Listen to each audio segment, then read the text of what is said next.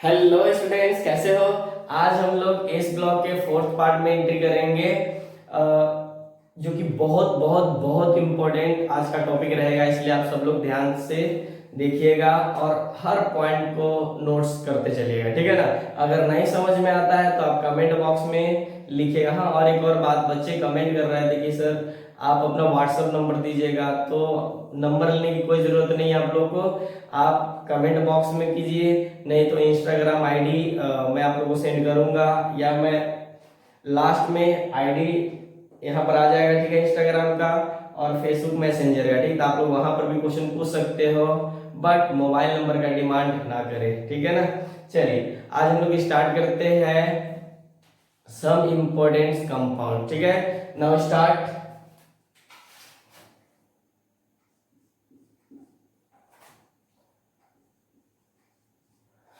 some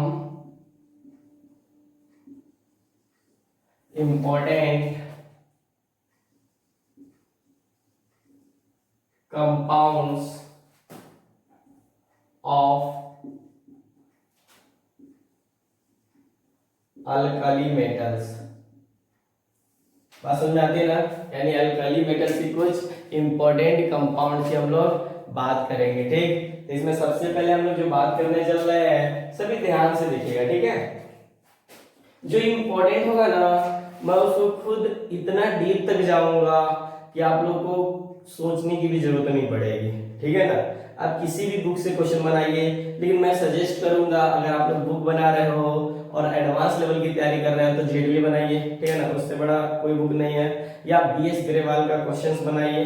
बात समझ में आ रही है ना, ठीक। इनऑर्गेनिक की बात बता रहा हूँ, क्योंकि मैं जितने भी क्वेश्चंस आ रहे हैं वो या तो जेडली या आप लोग इनकी बात कीजिए बीएस ग्रेवाल की, ठीक है ना। ये अच्छी बुक है, हालांकि उतनी भी अच्छी बुक नहीं है, नॉर्मल बुक है।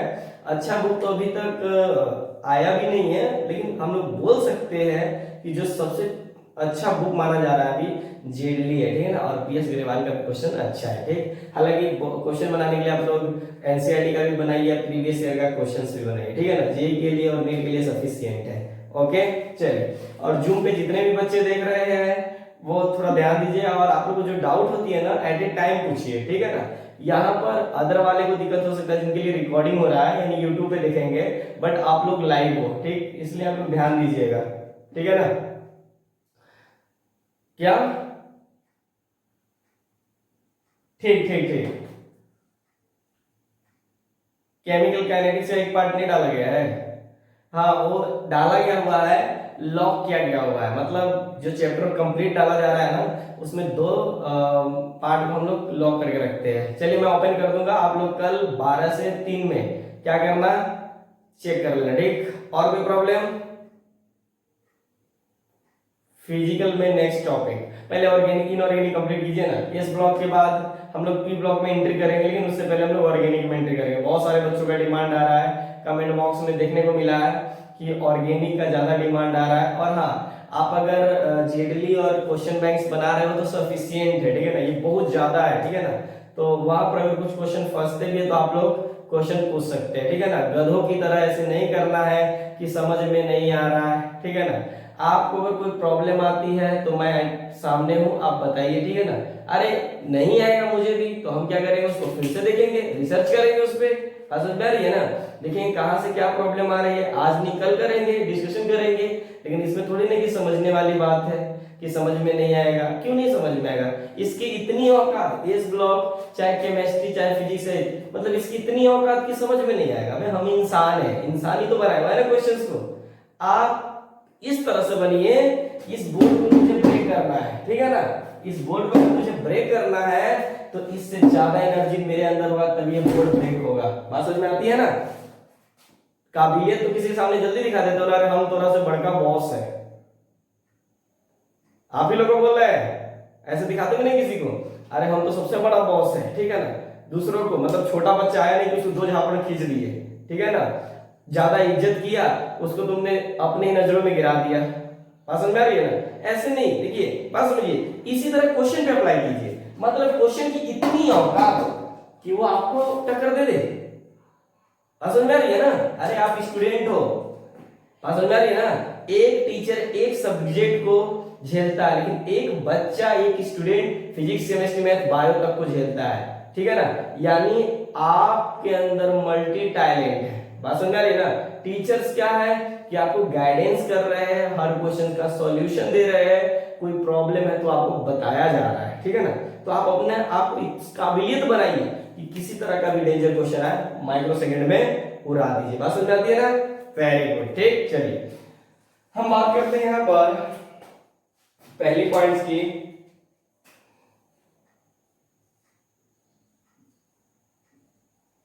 सोडियम क्लोराइड यानी जिसको बोलते हैं अपन NaCl, ठीक। देखिए इसका एक और नाम होता है, ये जिसको बोलते हैं अपन कॉमन सॉल्ट, ठीक। या इसी को बोलते हैं अपन जो NaCl होता है इज, मैं डायरेक्ट लिखा देता हूं, उसमें कोई बड़ी बात नहीं है, इज यूज्ड, क्या चीज है आप, यूज्ड एज टेबल सॉल्ट। अरे टेबल सॉल्ट जानते हो ना, पिज्जा हट में नहीं गए हो क्या, गए ही होंगे, अभी ना बंद है, जब जाते होंगे तब की बात बता रहा हूं। अब यहां पर आते हैं, NaCl is used in the preparation, क्या है, preparation of number of compounds such as, दिख नहीं रहा होगा क्या, such as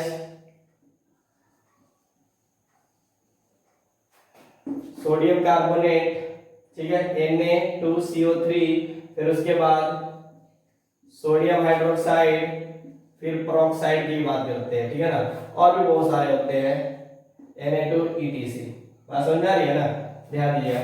मतलब इनका प्रिपरेशन करने में हम लोग किसका यूज करते हैं, NaCl का भी यूज करते हैं, बात समझ में आती है ना। चलिए हम बात करते हैं सेकंड जो कि बहुत बहुत बहुत इंपॉर्टेंट है और इतना आसानी। देखिए रिएक्शंस को रटना मत, रटने की जरूरत नहीं है, ठीक है ना, तुक्का मार मार के याद करने की कोई जरूरत नहीं है। कोई अगर कोई बोलता है फार्मूला रट लो तो आपको बेवकूफ बना रहा है। आप क्या कीजिए, फार्मूला को डेरिवेशन कीजिए, ज्यादातर मैं बोलूंगा फिजिकल केमिस्ट्री की बात बता रहा हूँ, ठीक।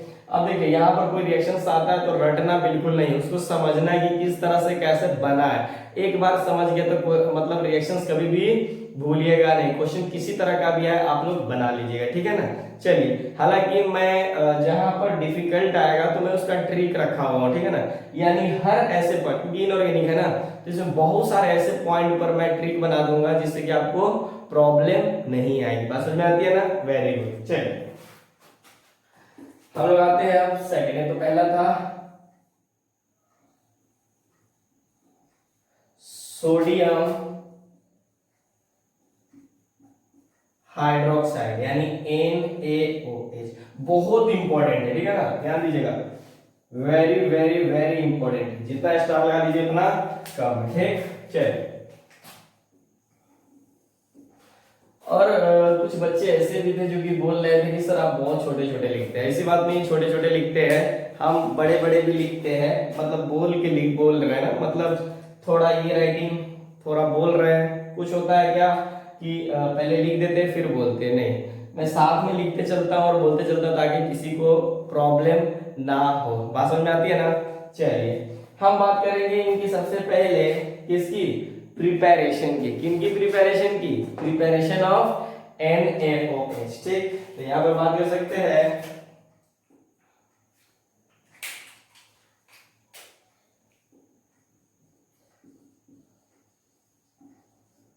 प्रिपरेशन ऑफ NaOH, ठीक है ना, ज्यादा नीचे हो जाएगा, मैं यहां पर लिखता हूं, ठीक। सभी ध्यान देना, सभी के सभी, कोई लिखेगा नहीं, क्या है, कोई लिखेगा नहीं, ठीक। अच्छा ये जो आपने बोला NaOH, इसका एक नाम भी होता है, ठीक है, मैं यहीं पर लिख दूं क्या, रुक जाइए, इसका एक नाम होता है कॉस्टिक सोडा, क्या बोलते हैं, कॉस्टिक सोडा, ठीक है ना, यानी प्रिपरेशन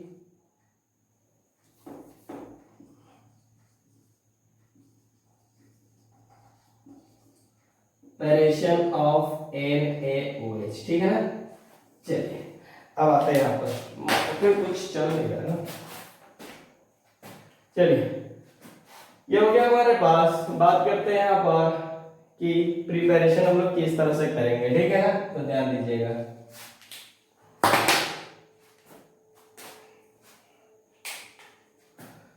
तो दो बातें हो सकती है, एक देखिए, the process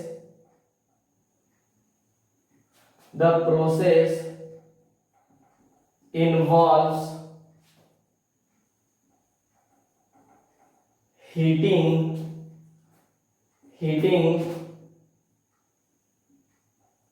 sodium carbonate with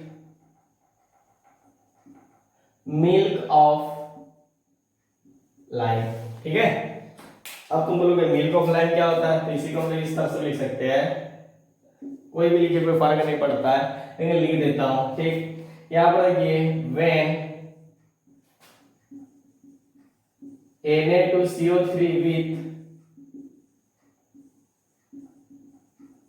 calcium hydroxide is formed along with CaCO3, calcium carbonate. बात समझ में आती है ना। ठीक है, आपके पास कैल्शियम हाइड्रोक्साइड, यहाँ पर क्या है, कैल्शियम कार्बोनेट। अब कुछ पल्ले नहीं पड़ा, ठीक है ना, क्या हुआ, कुछ पल्ले नहीं पड़ा। तो देखिए सोडियम कार्बोनेट कहा गया आपके पास, ये आपके पास सोडियम कार्बोनेट को मिल्क ऑफ लाइम से के साथ हीट करते हो तो आपके पास क्या होता है, NaOH का फॉर्मेशन होता है। कैसे होता है, तो यहाँ पर देखिए, जैसे मान लीजिए आपके पास ये ले लीजिए, ध्यान दीजिएगा सब, Na2CO3 प्लस कैल्शियम हाइड्रोक्साइड की जब रिएक्शन कीजिएगा तो आपके पास जो प्रोडक्ट बनेगा ये बनेगा NaOH। और देखिए यहां से क्या Ca निकलेगा और यहां से क्या निकला CO3, तो ये क्या हो जाएगा, कैल्शियम कार्बोनेट निकाल देगा। बात समझा रही ना। कैल्शियम कार्बोनेट क्या होता है, चूना पत्थर। क्या होता है, चूना पत्थर, ठीक है। अब आ जाइए यहाँ पर, अब ये बना कैसे होगा, तो कुछ ज्यादा दिमाग लगाने की जरूरत नहीं है, ठीक है ना। मैं हूं ना, यहाँ पर देखो, ये है Na और ये CO3, तो इस पे चार्ज होगा और इस पे क्या हो जाएगा, -2, ठीक। अब देखिए यहाँ पर, यहाँ से क्या निकला होगा, Ca, और यहाँ से क्या निकला होगा, OH-, ठीक है ना। तो ये दोनों आपस में मिलकर क्या करेंगे, जुड़ जाएंगे और आपके पास NaOH का फॉर्मेशन बन जाएगा और ये दोनों आपस में जुड़ जाएंगे और ये इसका फॉर्मेशन कर देगा। बात समझ आती है ना। इसी को बोलते हैं अपन कॉस्टिक सोडा। क्या होता है, कॉस्टिक सोडा। इसे क्या बोलोगे, चूना पत्थर। अरे देख लेना। अब सुनो, रिएक्शन याद कैसे रखेंगे, इसको याद कैसे रखेंगे, तो बहुत सारे रिएक्शन आने वाले हैं ना, तो याद कैसे रखेंगे, तो देखो जहां कॉस्टिक सोडा होगा वहां पर चूना होगा। क्या होगा, देखिए कॉस्टिक सोडा का मतलब जानते हो, अल्कोहल। बात समझ आ रही है ना। हाँ, जब कीजिएगा तो पुलिस आके पकड़ेगी आपको, अरे पुलिस आके पकड़ेगी ना, तब पुलिस से क्या लगेगा, चूना नहीं लगेगा। याद रखिएगा कि जब भी हम अल्कोहल को लेंगे तो पुलिस आएगी और हम उनको चूना लगाएंगे, चूना लगाएंगे, तभी तो याद रहेगा रिएक्शन कि जब भी NaOH आएगा तो NaOH के साथ हमेशा कौन रहेगा, आप बताइए, चूना। बात समझ में आती है ना, तो समझ में आता है, कोई दिक्कत तो नहीं हो रहा। यानी कॉस्टिक सोडा के साथ हमारे पास कौन रहेगा, चूना, ठीक है ना। इसको हमेशा याद रखना, ठीक है ना, कोई दिक्कत नहीं, ताकि हमें कोई प्रॉब्लम ना हो, ठीक। चलिए थोड़ी सी हम इनकी प्रॉपर्टीज की भी बात करेंगे, ठीक। तो ये याद रखना कि किस तरह से हम लोगों ने इसका प्रिपरेशन किया है, ठीक है ना। इनकी प्रॉपर्टीज की बात कर ले क्या? अभी बहुत सारी बातें हैं।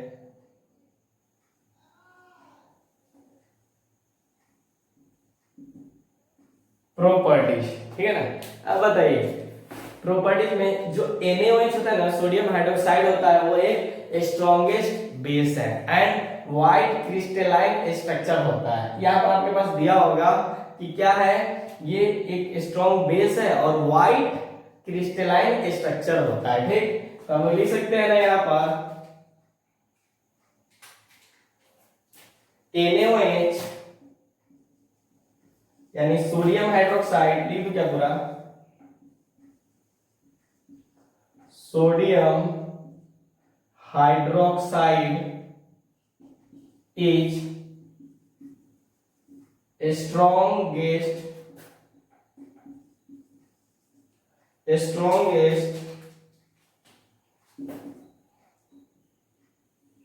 base and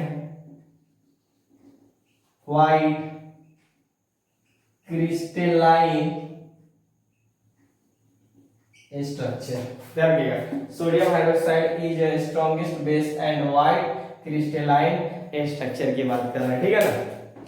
देखिए यहाँ पर हम लोग कुछ कंपाउंड की बात करेंगे, यानी जैसे कि आप लोगों ने नाम सुना होगा जिंक, लीड और बहुत सारी चीजें जो कि NaOH के अंदर सोल्यूबल होते हैं। क्या होते हैं? सोल्यूबल होते हैं, ठीक है ना। किसके अंदर? NaOH के अंदर। बात समझ में आती है आप लोग को, ठीक है ना। तो कौन कौन से हो सकते हैं, तो मैं थोड़ा सा ट्रिक वाइज आपको बताना चाहूंगा, ध्यान दीजिएगा, ठीक है ना। कौन सा लगा?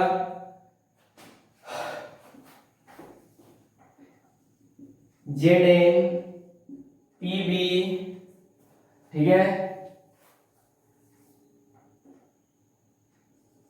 Al and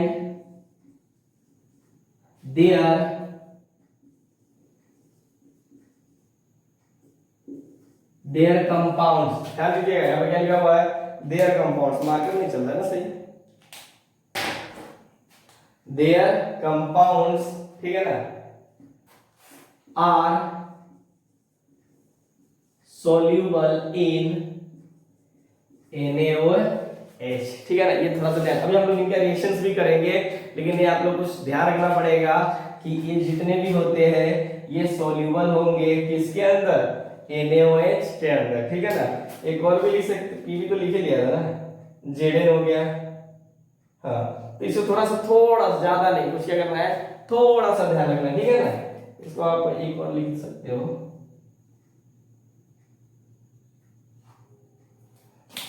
इसका थोड़ा एक ट्रिक बताओ क्या आप लोग। देखिए अपने तरफ से याद करने का कोशिश कीजिएगा। इसका एक ट्रिक वाइज मैं सोच रहा हूँ बता दूं कि थोड़ा ध्यान दीजिएगा, नहीं तो भूल जाते हो ना। Pb ZnAl, तो देखो सुनो पंजाबी जरा आओ, हाँ अम्बाला बोलो, मैं थोड़ा सा इसी बता रहा हूं। सुनो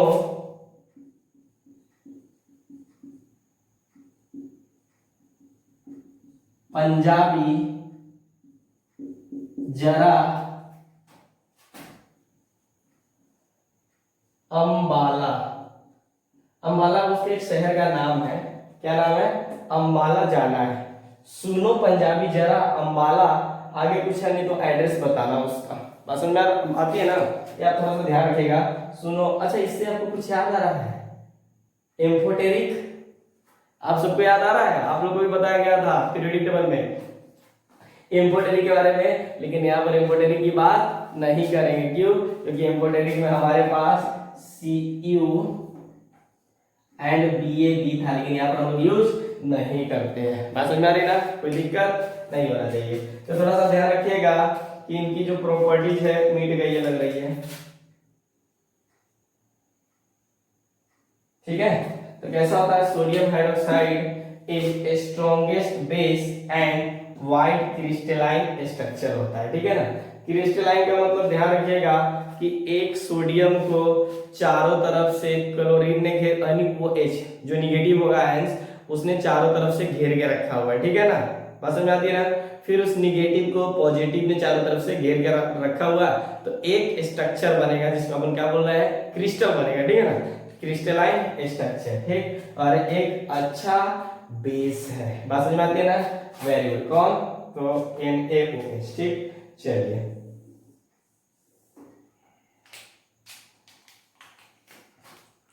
बात करते हैं इन सब की थोड़ी सी रिएक्शंस की, ठीक। जैसे अब देखिए यहाँ पर एसिन पे +2, अब देखिए जब इसका हम लोग NaOH से रिएक्शन करवाएंगे, ठीक है ना, तो क्या बना देगा बताइए, Na2SnO2 प्लस H2 गैस को रिलीज करेगा, मार्क सदियन, ठीक है।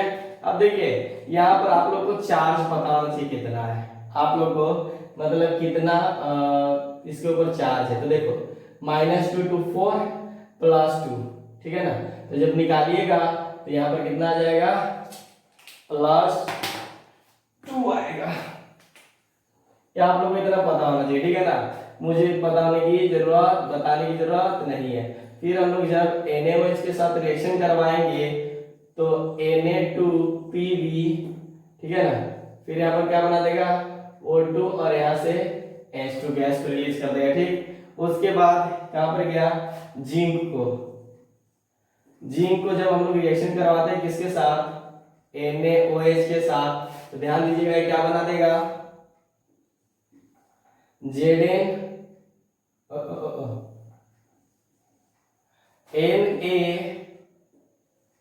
Na2Zn क्या बना देगा, O2 प्लस वही, ठीक। फिर अम्बाला को ले लेते हैं, तो अम्बाला पे कितना प्लस चार्ज होगा, 3, यहाँ पर कितना हो जाएगा। अब मैं प्लस चार्ज कैसे दे रहा हूँ, उसके आउटर मोस्ट में इलेक्ट्रॉन की बात करके आप लोग क्या कर सकते हो, दे सकते हो, ठीक है ना, कोई दिक्कत। चलिए तो यहाँ पर NaLO3 प्लस H2, ठीक है ना, बात समझना नहीं ना, इसको रटना नहीं है, समझना है कि जब जैसे लीड हो गया सोडियम हाइड्रोक्साइड के साथ रिएक्शन करेगा तो क्या बना दिया आपके पास, बात समझ आती है ना। हाँ, और एक बात और याद रखिएगा कि ये जो आपने पढ़ा था ना सोडियम हाइड्रोक्साइड का प्रिपरेशन, ठीक है ना, ये वाला जो प्रिपरेशन होता है ना, इसको हम लोग गॉसेस प्रोसेस भी बोलते हैं। मेरे पास स्पेस नहीं इसलिए नहीं लिख पाऊंगा, चल लिख देता हूं, गॉसेस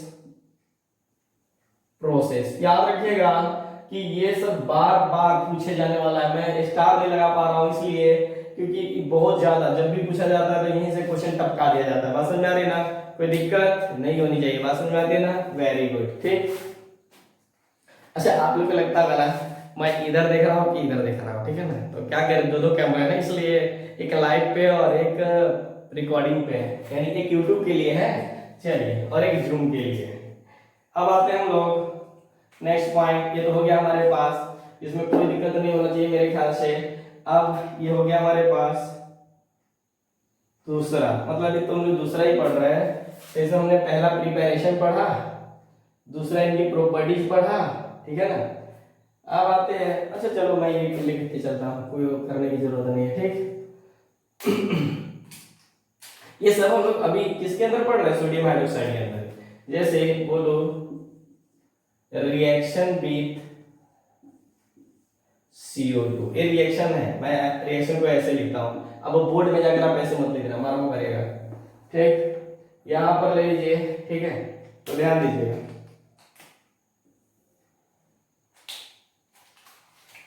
यहाँ पर देखिए, अब समझिए यहाँ पर कि आपको NaOH का CO2 से रिएक्शन करवाना है, देखो यहाँ पर कंफ्यूजन बढ़ेगा, NaOH को CO2 से रिएक्शन करेंगे तो क्या बनेगा,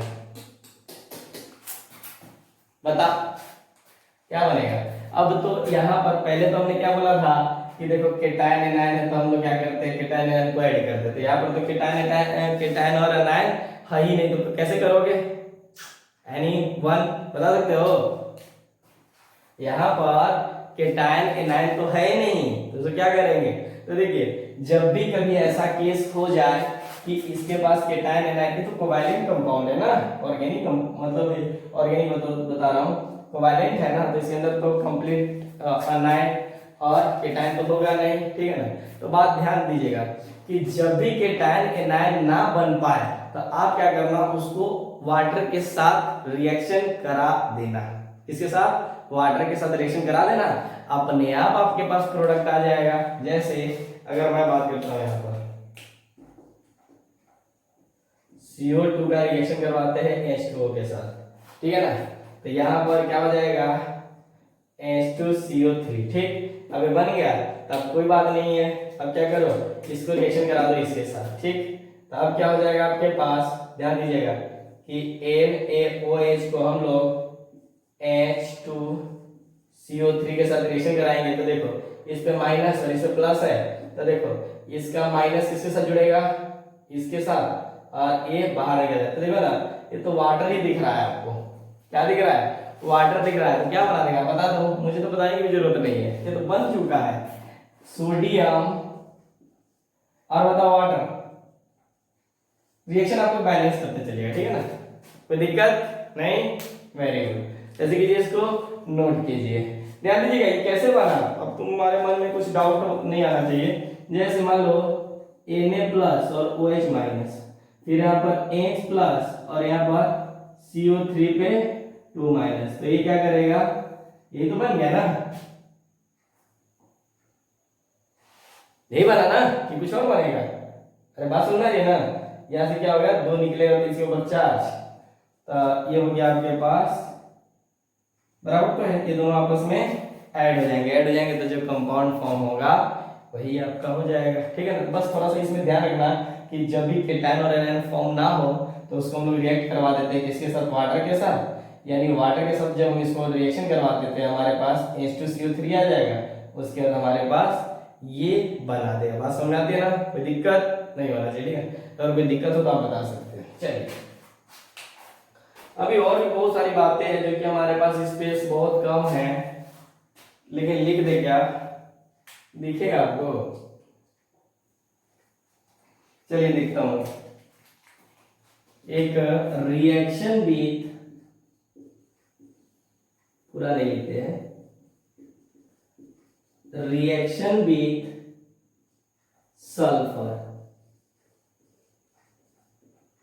सल्फर क्या है? Reaction with sulphur.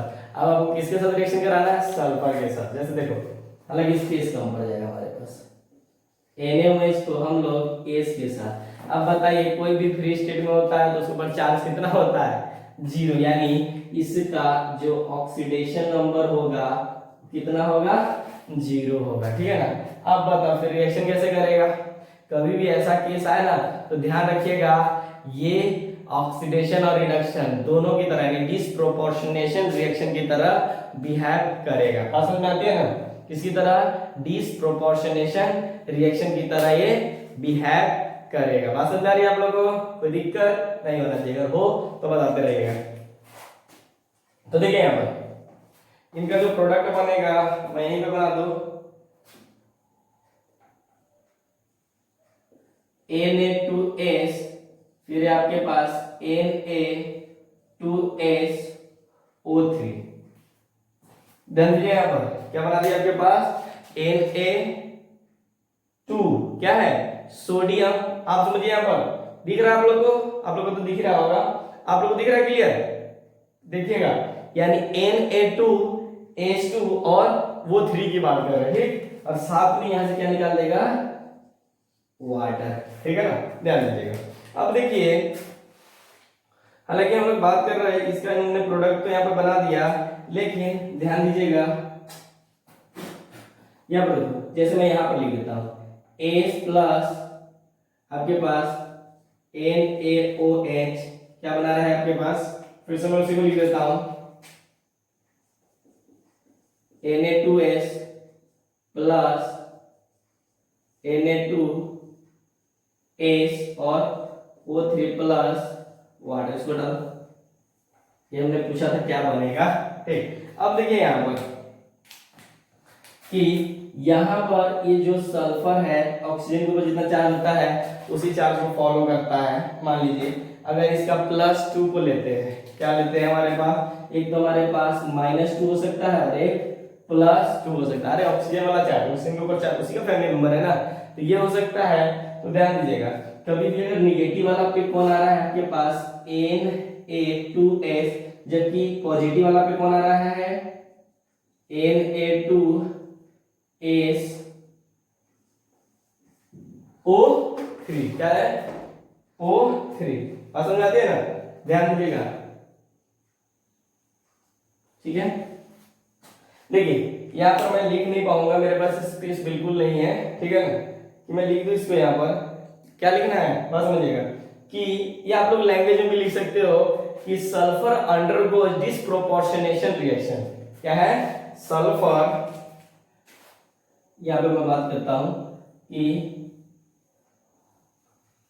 Sulphur undergo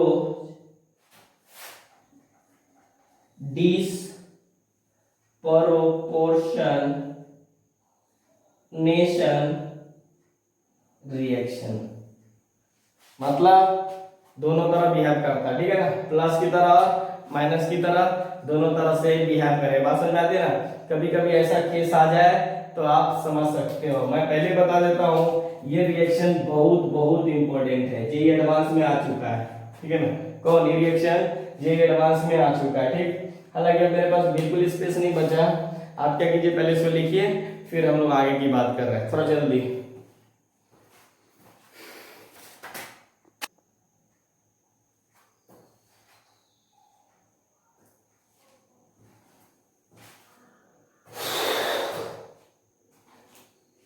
चलिए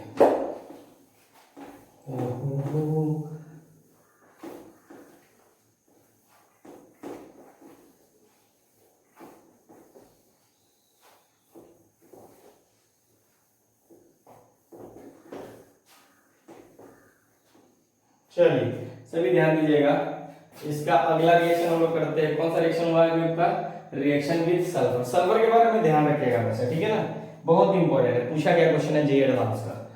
हालांकि बहुत सारे क्वेश्चन पूछे जाते हैं यहाँ से, इसलिए मैं थोड़ा सा डीप में मैं लेकर चल रहा हूँ, यानी इसके अंदर की जितनी प्रॉपर्टीज है उसको हम लोग कंप्लीट कर लेते हैं, ठीक है। चलिए यहाँ पर हम लोग आते हैं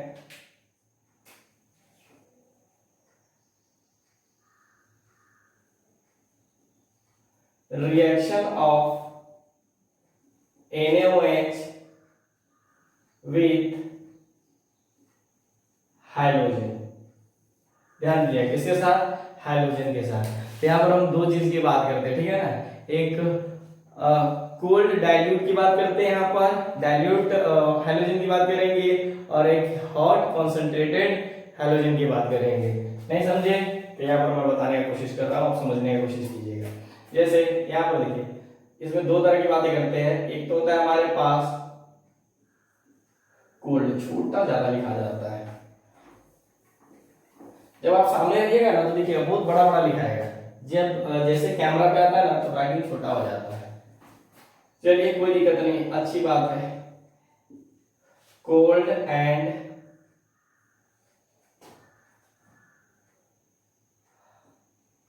डाइल्यूट हाइड्रोजन, ठीक। सेकंड होता है हमारे पास, देखिएगा, हॉट एंड कॉन्सेंट्रेटेड हाइड्रोजन, ठीक है। ध्यान दीजिएगा थोड़ा सा, मैं दोनों की बात करने जा रहा हूं यहां पर।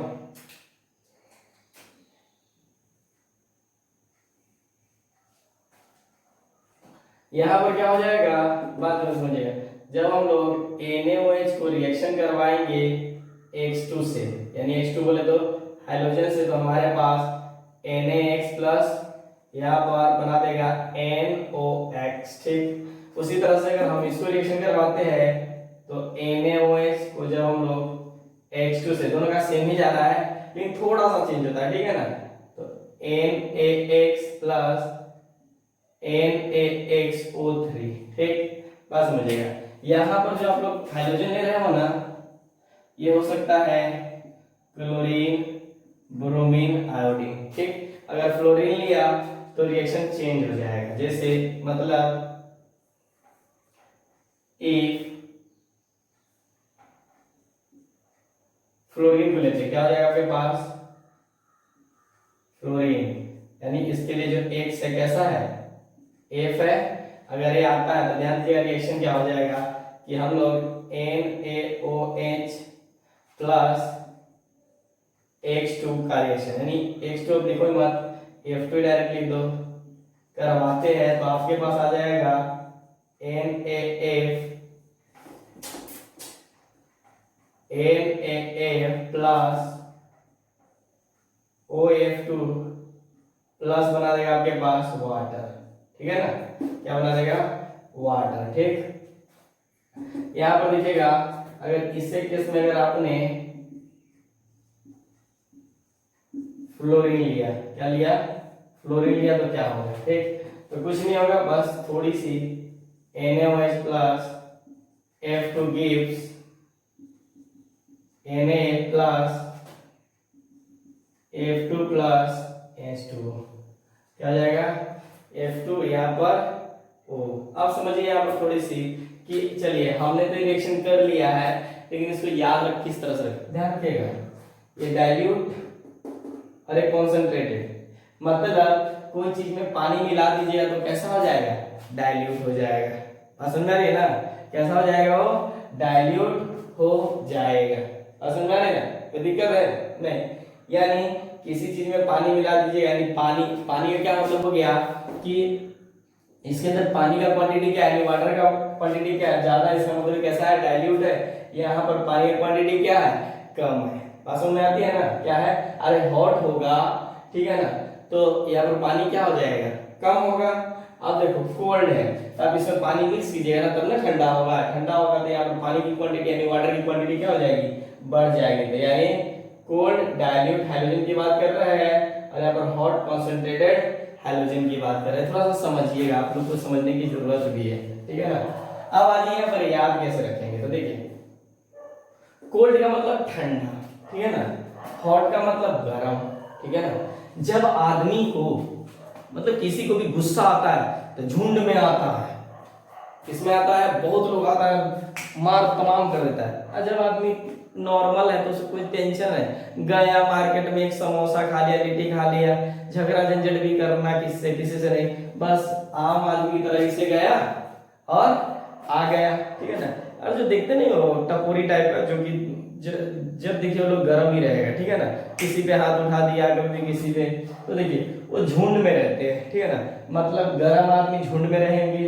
देखिए दोनों का रिएक्शन सेम है, लेकिन आपको मन में आता है कब NOX यूज करेंगे, कब NaX छूट रहा है, ठीक है ना, कब हम लोग NaOX यूज करेंगे और कब हमारे पास NXO3। तो गर्म के लिए O3 और ठंडा के लिए X। बात समझ में आती है ना,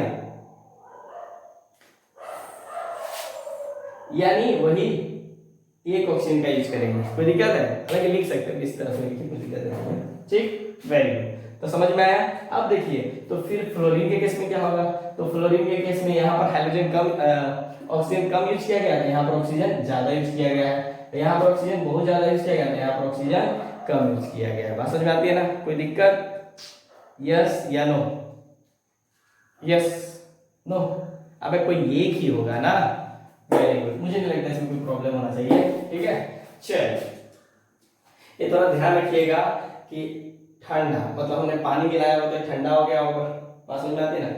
गर्म है मतलब वेपर के रूप में निकल रहा है, यानी पानी की क्वांटिटी दिन प्रतिदिन खत्म हो जाती है, बात कम हो रही है, तो ये हॉट कॉन्सेंट्रेटेड हाइड्रोजन है, ठीक, वेरी गुड। चलिए अब हम लोग बात करते हैं, ये बहुत इंपॉर्टेंट है, ये भी बहुत इंपॉर्टेंट था। अब आ जाइए next, reaction of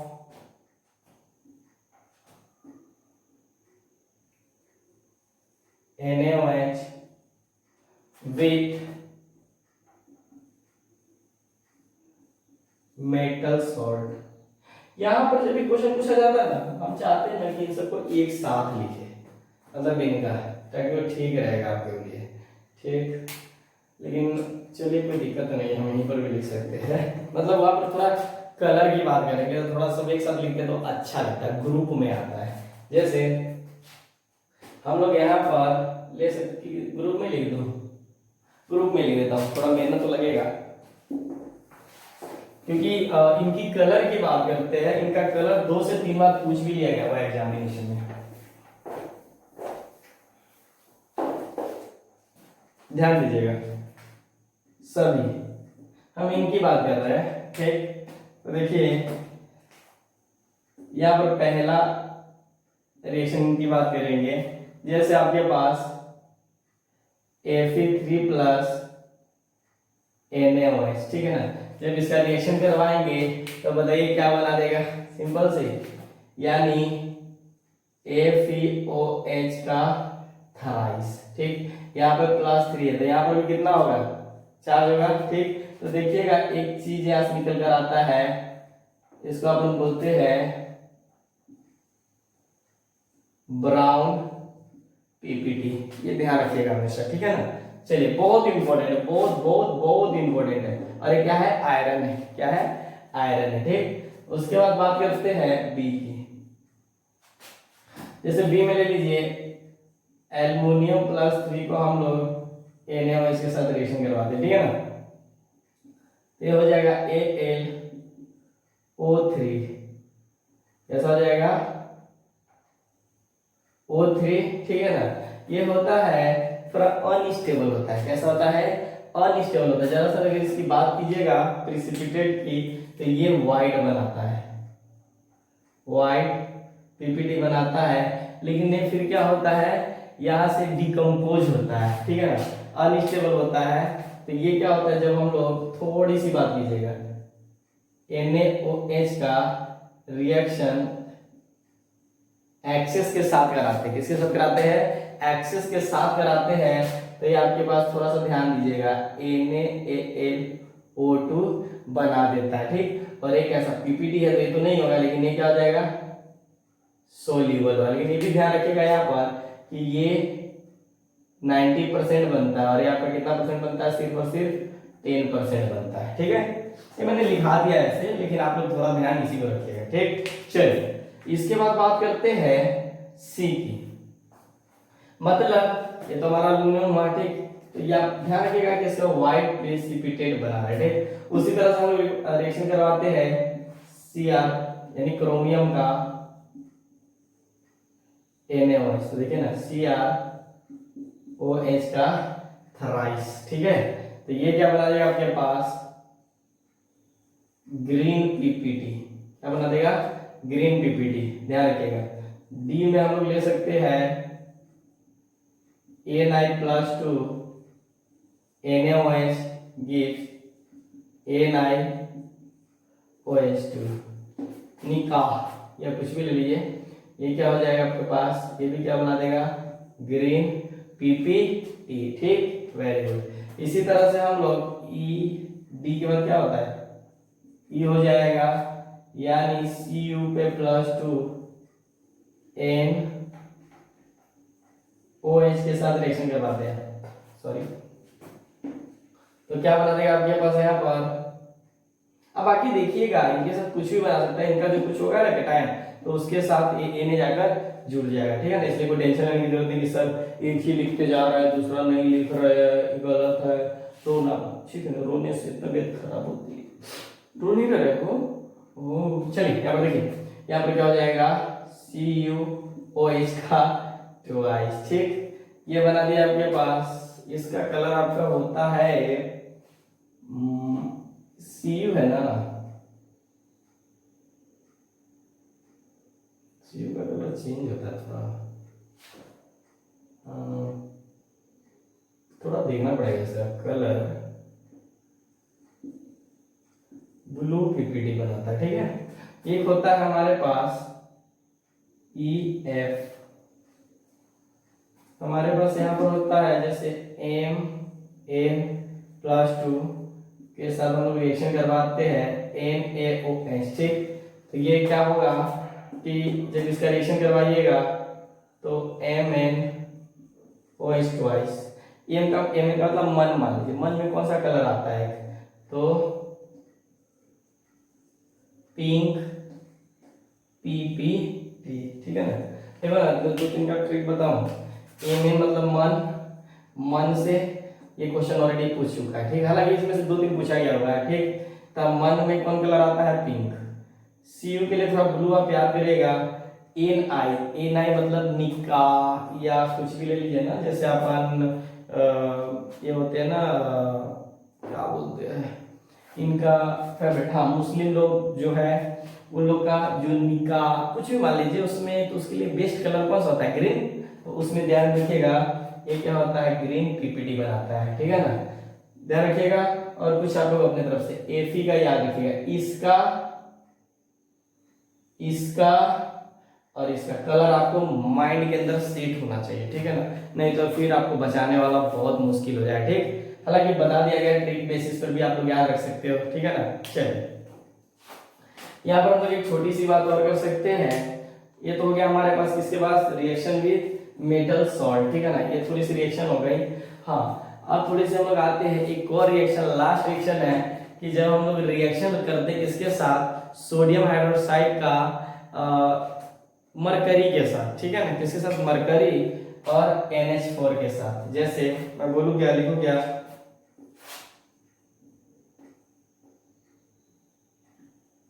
reaction with या reaction of NaOH with Hg plus and NH4, ठीक है, इसके साथ NH4, ठीक। चलिए बात करते हैं हम लोग, थोड़ा ध्यान दीजिएगा। Hg प्लस पे हम लोग रिएक्शन करवाते हैं NaOH।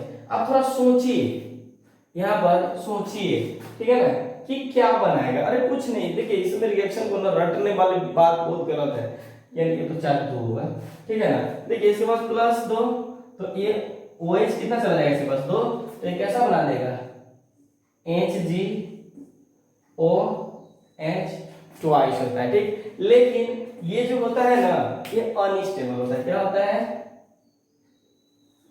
अनस्टेबल होता है। अनस्टेबल होगा तो ये क्या करेगा, डिकम्पोज हो जाएगा। क्या हो जाएगा,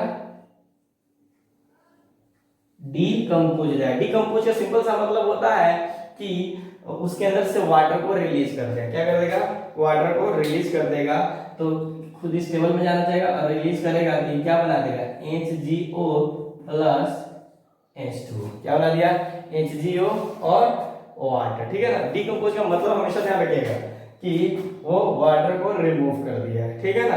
या आप लोग लिख भी सकते हो कि decomposition of reaction remove water molecule and right product. मतलब जब वाटर को आप रिमूव कर देते तब जो प्रोडक्ट लिखेगा वही आपका मेन प्रोडक्ट होता है, ठीक। इसी तरह से हम लोग एक और रिएक्शन ले लेते हैं,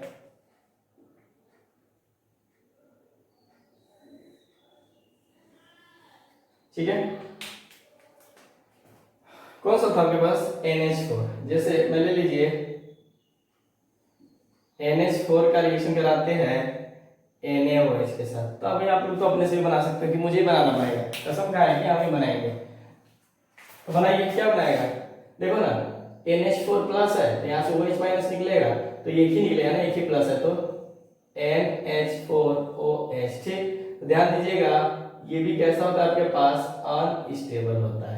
तो अनस्टेबल होगा तो क्या करेगा, डिकम्पोज होगा, और जब डिकम्पोज होगा तो क्या बनाएगा आपके पास, ठीक, क्या बनाएगा, ऐसे थोड़ी ना हो जाएगा। HgO कहां से बना देगा रे, बताओ, यहां से क्या प्रोडक्ट बना देगा आपके पास, वाट, ठीक है। चलिए ये आपका HW रहेगा, ये पूछा भी हुआ क्वेश्चन है, ध्यान रखिएगा। चलिए ये आपको खुद से बनाना है, जैसे यहाँ पर निकाले है ना उसी तरह से यहाँ पर भी आपके पास निकल सकता है, ठीक। चलिए अब हम लोग थोड़ी सी बात, ये हमारा NaOH का सोडियम हाइड्रोक्साइड का हमारा खत्म होता है, लेकिन एक थोड़ी सी बात और बच रही है हमारे पास, कि इसको हम लोग किस तरह से इसका यूजेस लिखेंगे, ठीक है ना, यानी इसका यूजेस क्या क्या होगा। हालांकि यूजेस तो आप लोग पढ़ भी लीजिएगा, लेकिन सॉरी, लेकिन मैं लिख देता हूं, थोड़ा ध्यान दीजिएगा। यूजेस, ठीक है ना, इसका सोडियम हाइड्रोक्साइड का क्या क्या यूजेस है। ठीक, तो पहला सोडियम हाइड्रोक्साइड इज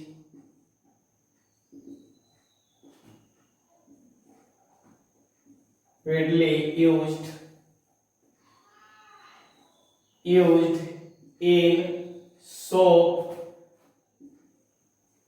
इंडस्ट्री या पेपर जानते हो ना, पेपर इंडस्ट्री, या आप ले सकते हो टेक्सटाइल, टेक्सटाइल इंडस्ट्री। क्या है? टेक्सटाइल इंडस्ट्री, यानी इन सब में अपन क्या करते हैं, यूज करते हैं, ठीक है ना, किसका, सोडियम हाइड्रोक्साइड। ठीक, और इसी के साथ it is used in manufacture of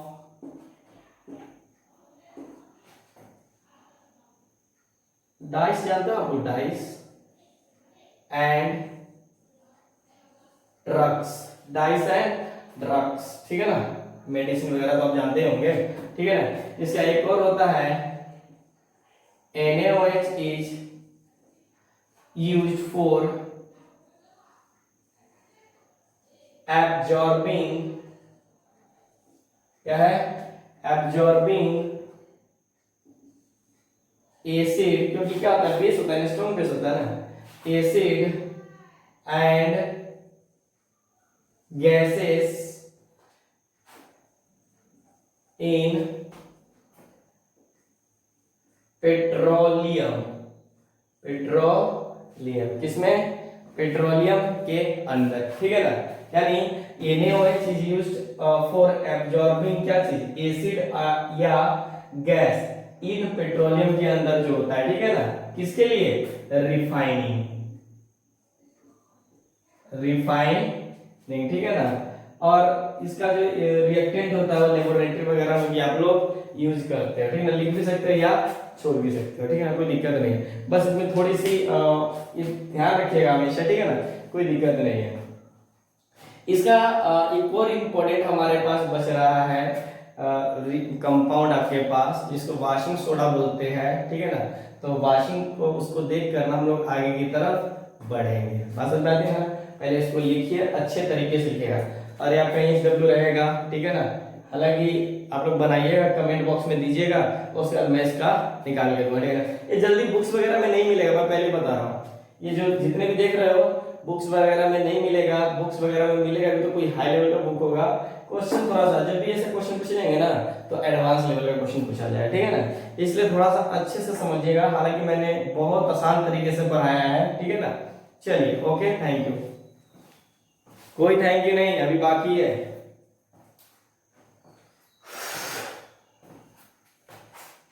अच्छा, कमेंट आ रहा है कि सर लंबा लेक्चर हो रहा है, बहुत लंबा हो रहा है, कोई दिक्कत नहीं बाबू, चलेगा, आ लीजिए, मैंने अभी थैंक यू बोल दिया ना, तो सेकंड लेक्चर स्टार्ट हो गया।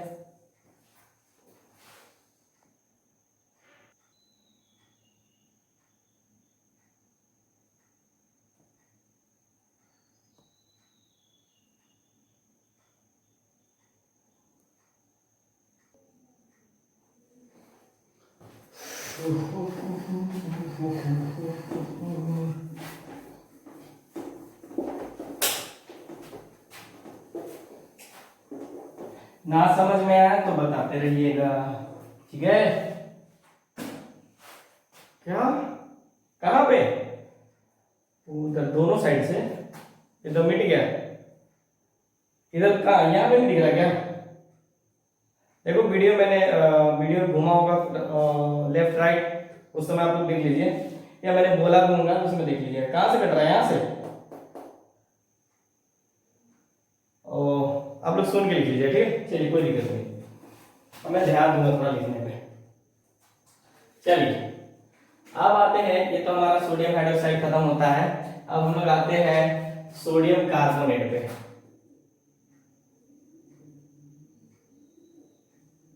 सोडियम कार्बोनेट, जिसको अपन दिखाते हैं Na2CO3, ठीक है ना। इसी को अपन एक नया नाम भी देते हैं। नया नाम क्या है, नाम सुने होंगे, वॉशिंग सोडा, ठीक। अच्छा, इसके अंदर बहुत वेराइटी के होते हैं, ठीक है ना। जैसे ये तो लिख लिया अपन ने Na2CO3, ठीक है ना। जरा सर वॉशिंग सोडा क्या होता है, तो इसमें 3-4 नेमिंग होते हैं। मैं उन सबको पहले लिखता हूँ, फिर इनकी प्रिपरेशन के लिए बात करेंगे, ठीक है ना। हालांकि उसमें सब याद नहीं रखना, लेकिन एक बार देख लीजिएगा तो कोई फर्क नहीं पड़ता, एक बार देखने के बाद ही याद हो जाएगा। जैसे देखिए आप पहले समझिएगा, यहाँ पर जो पॉइंट्स है कि sodium carbonates exist in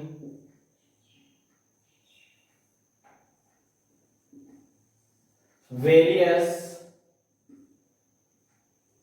forms such as, पहला सभी ध्यान दीजिएगा कि जो Na2CO3 दिया हुआ आपके पास, ठीक है ना, वो होता है सोडा एस और लाइट एस, ठीक है ना। उसके बाद यानी इसको बोलते हैं क्या चीज, सोडा एस या लाइट एस, ठीक है ना, Na2CO3। अब आ जाइए second point, Na2CO3 dot H2O दिया है, ठीक है ना, क्या है, डॉट H2O, जिसका नाम होता है मोनो। मोनो का मतलब एक, मोनो हाइड्रेट, ठीक है ना। इसका जो यूज होता है वो क्या होता है आपके पास, widely used in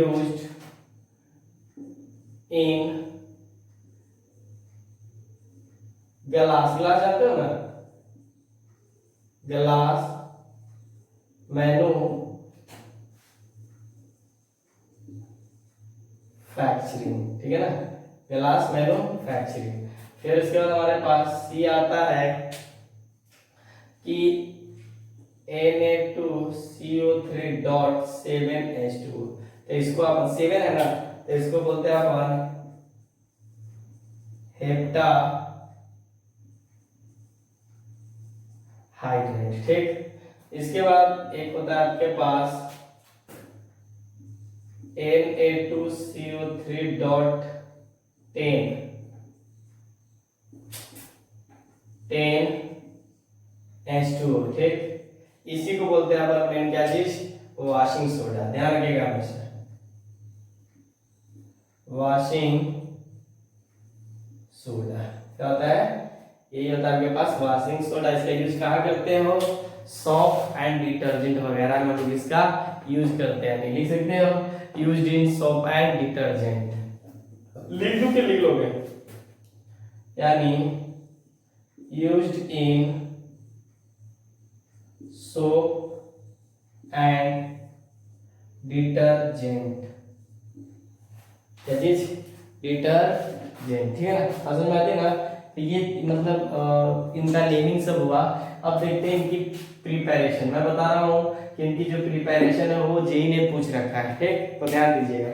चलिए पहले मैं इसको मिटा दूं, थोड़ी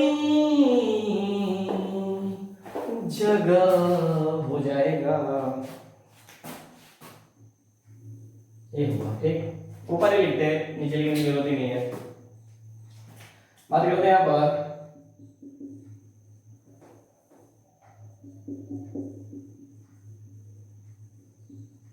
प्रिपरेशन ऑफ सोडियम कार्बोनेट। क्या है? Preparation of sodium carbonate. मतलब यहाँ पर Na2CO3 का हम लोग किस तरह से प्रिपरेशन करेंगे। ठीक, तो चलिए यहाँ पर कुछ पॉइंट है, बस उसको ध्यान रखना है, उससे ज्यादा हमें कुछ नहीं। एक बार पूछा गया था किस प्रोसेस के थ्रू हम लोग इसको प्रिपेयर करते हैं, तो ध्यान दीजिए। ठीक, तो यहाँ पर देखिए sodium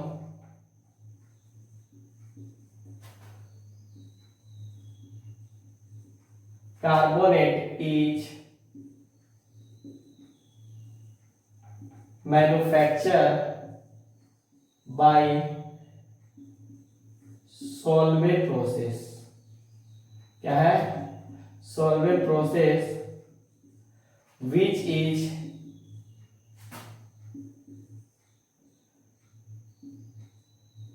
efficient and economic.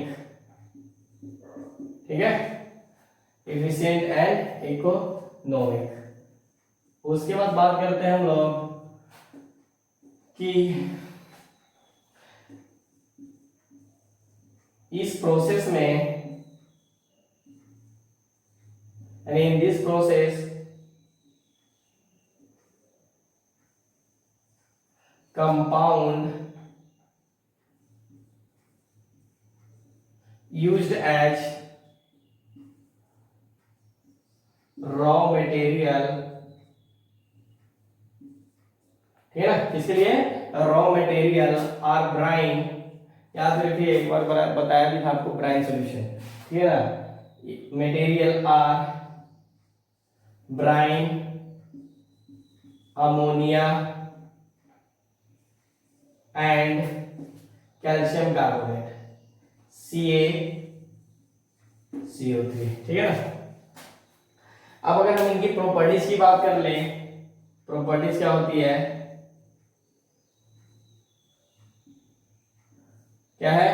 Properties की बात करते हैं तो सोडियम कार्बोनेट कौन कौन सी प्रॉपर्टीज, क्या प्रॉपर्टीज है, तो लिख सकते हैं, पूरा लिख दो क्या?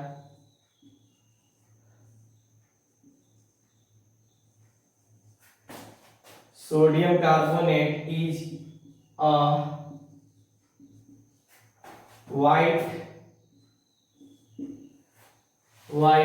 crystalline structure या सॉलिड लिख दीजिए इसको, crystalline solid which readily dissolve in water. दिख रहा है क्या मार्कर से? कोई प्रॉब्लम तो नहीं हो रही ना? मुझे दूसरा मार्कर से लिखता हूं। यानी, और इसके बाद ध्यान रखिएगा एक और बात, इट्स सॉल्युबिलिटी, यानी इसकी जो सॉल्युबिलिटी होती है, ठीक है ना, decreases with increases temperature. And temperature increase करेगा तो देखिए इसकी सॉल्युबिलिटी डिक्रीज करेगा किसके साथ? जब टेम्परेचर इंक्रीज करता है तब ध्यान दीजिएगा। ये सबसे इंपॉर्टेंट इसकी ना सोल्वे प्रोसेस के बारे में हमेशा जान के रखिएगा। ठीक है ना, कि किस प्रोसेस के द्वारा मतलब मैन्युफैक्चर होता है सोडियम कार्बोनेट, तो ये सोल्वे प्रोसेस एक बार आ चुका है आपके पास, तो इसको हम लोग वेरी वेरी इंपॉर्टेंट कर सकते हैं। ठीक है ना, ये आया हुआ है IIT में। ठीक, चलिए, हालांकि थोड़ी सी हम इनकी बात करते हैं रिएक्शन के ऊपर, किसके ऊपर भी, इनकी रिएक्शन के मतलब किस किस से रिएक्शन कर सकता है। ठीक है ना, तो थोड़ा सा करेंगे, ज्यादा करने की जरूरत नहीं आपको। ठीक, तो मैं थोड़ा सा बात करता हूँ इनकी, यहीं पे करूँ क्या?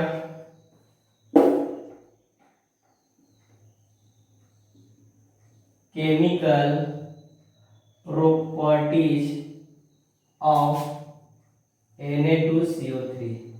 ठीक है ना, मतलब ये किसी से साथ रिएक्शन करेगा। ठीक, तो चलिए देखते हैं यहाँ पर कि Na2CO3 को हम लोग H2O से रिएक्शन करवाएंगे तो H2CO3 प्लस सोडियम हाइड्रोक्साइड बनाया। ठीक, फिर से अगर बात करते हैं इसी को अपन रिएक्शन करवाते हैं H2SO4 से। ठीक है, अगर हम लोग H2SO4 से रिएक्शन करेंगे तो यहाँ से 2 हाइड्रोजन निकलेगा और दोनों यहाँ पर आकर ऐड हो जाएगा और ये इसके साथ चला जाएगा। तो बता सकते हो क्या बना देगा, Na2SO4 और यहाँ पर देखो ये हाइड्रोजन चला जाएगा तो H2CO3। बात समझ में आती है ना, वेरी गुड। अगर बात करते हैं फिर से इसके अंदर हम लोग H2O और कार्बन डाइऑक्साइड को हम लोग रिएक्शन करवाते हैं तो NaHCO3 बनाता है। ठीक, अगर बात करते हैं, हालांकि बहुत सारे हो जाएंगे, कम नहीं होंगे, चलो लेकिन 2-4 लिखवा देता हूं कि अगर इसको एसिड से रिएक्शन करवाते हैं तो ये कार्बन डाइऑक्साइड बना देगा। फिर अगर बात करते हैं CaCl2 का रिएक्शन करवाते हैं तो calcium carbonate plus sodium chloride. ठीक, अच्छा सोडियम क्लोराइड के बारे में अपन पढ़े हैं क्या? ठीक है, नंबर 1 पे हम क्या पढ़े थे, ये हमारा नंबर 3 है। 2 पे सोडियम हाइड्रोक्साइड था, ये जो हम लोग देख रहे हैं ना ये हमारे पास नंबर 3 था, 3 ही पढ़ना है।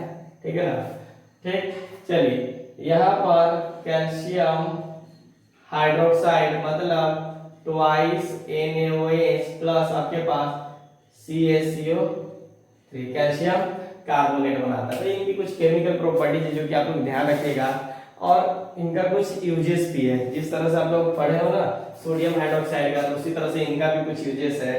तो मैं लिख देता हूं,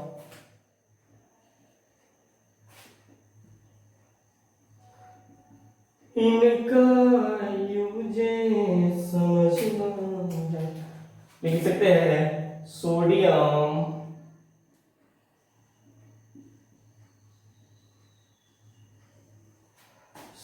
carbonate is used in laundry का नाम सुने हो, laundries H washing soda.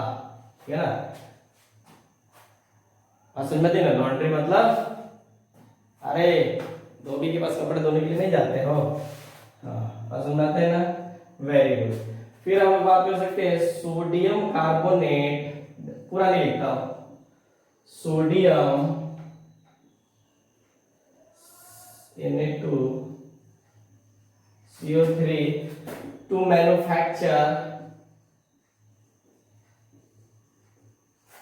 Manufacture क्या क्या चीज, बहुत सारा चीज होता है जैसे ग्लास,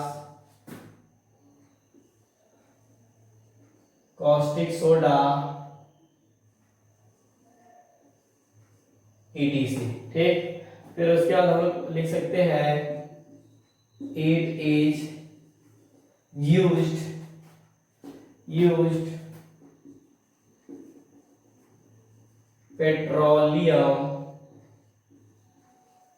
पेट्रोलियम रिफाइनिंग AF है, रिफाइनिंग एंड टेक्सटाइल इंडस्ट्री। ठीक है ना, अरे सोडियम कार्बोनेट का यूज हम लोग कपड़ा जो धोते हैं ना, ठीक है ना, तो उसके अंदर जो अपन सोडा यूज करते हैं उसके लिए, बस समझिएगा, यानी लॉन्ड्री पर्पस के लिए। उसके बाद सोडियम को का मैन्युफैक्चर हम लोग ग्लास, कॉस्टिक सोडा के लिए, और इसका रिफाइनिंग पेट्रोलियम का करने के लिए या टेक्सटाइल इंडस्ट्री के लिए भी करते हैं। ठीक, देखिए आपका ये जो ग्रुप 1 है वो कंप्लीट खत्म हो चुका है। एक छोटा सा प्रॉपर्टीज है बचा हुआ है, प्रॉपर्टीज बता रहा हूँ कि बायोलॉजिकल हम लोग इसका किस तरह से यूज करते हैं। ठीक है ना, सोडियम लिथियम का जो होता है बायोलॉजिकल टर्म में इस तरह से यूज करते हैं। तो मैं क्या करूंगा कि जब आपका यहाँ पर सेकंड ग्रुप पढ़ाऊंगा तो उसके अंदर इंक्लूड कर दूंगा, नहीं तो अगला क्लास में अपन क्या करेंगे उसको भी लिख लेंगे, विद क्वेश्चन भी कर लेंगे 2-4। ठीक है ना, फिर हम लोग सेकंड ग्रुप भी स्टार्ट कर लेंगे। ठीक है, ओके, थैंक यू।